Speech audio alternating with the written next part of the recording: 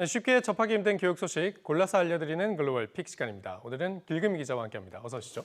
안녕하세요. 네, 첫 소식부터 보죠. 입학 기준 뜯어 고치니 다양해진 인종.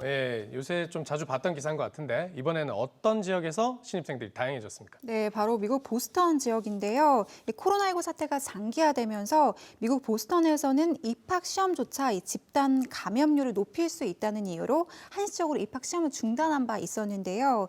하지만 신입생을 뽑긴 뽑아야겠죠. 그래서 도입한 게 학생의 거주지와 가구 소득, 고등학교 성적 등을 종합한 입학 평가제였는데요. 이렇게 신입생을 선발했더니 보스턴 지역의 유색인종 합격률 확 늘었습니다. 올해 흑인 합격자 비율이 18%에서 24%로 늘었고요. 라틴계는 24%에서 28%까지 증가했습니다. 이게 늘어난 수치를 보니까 거의 절반이 넘은 건데 이렇게 되면 또 역차별 얘기 나온단 말이죠. 네, 그렇습니다. 이 학교위원회가 입학제도 중 일부를 영구적으로 적용할 것을 검토하고 있는 가운데 일부 백인과 아시아계 부모까지 들고 일어섰는데요.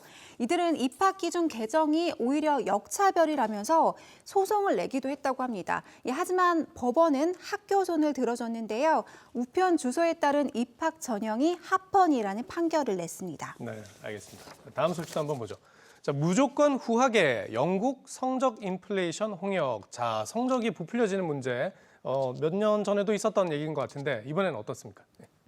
네, 팬데믹 현상이 2년째 이어지면서 영국 학교들이 이른바 성적 인플레이션 전쟁을 치르고 있는데요.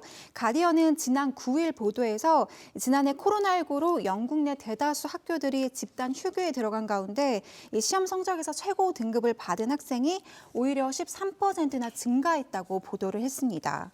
이게 내신 성적이다 보니까 이런 문제가 일어나는 건데 이번에는 좀 원인이 뭘로 분석되는 건가요? 네, 단순하게 시험 성적으로 등급을 매기는 것이 아니라 이 학업 성취도나 학업 수행력 등을 기반으로 다양하게 평가를 실시하다 보니까 이 우위를 가리기 어려운 상황에서 이런 현상들이 지속되고 있다는 건데요. 이 문제는 올해도 이런 인플레이션이 계속돼 1등급을 받은 학생들의 비중이 지난해만큼 많이 나올 것으로 예상된다는 겁니다. 전문가들은 학교마다 평가 방법이 다양하다 보니까 이런 성적 격차는 학교 간뿐만 아니라 지역 간으로까지 벌어질 수 있다고 경고하기도 했습니다. 알겠습니다. 네, 길금희 기자 수고했습니다.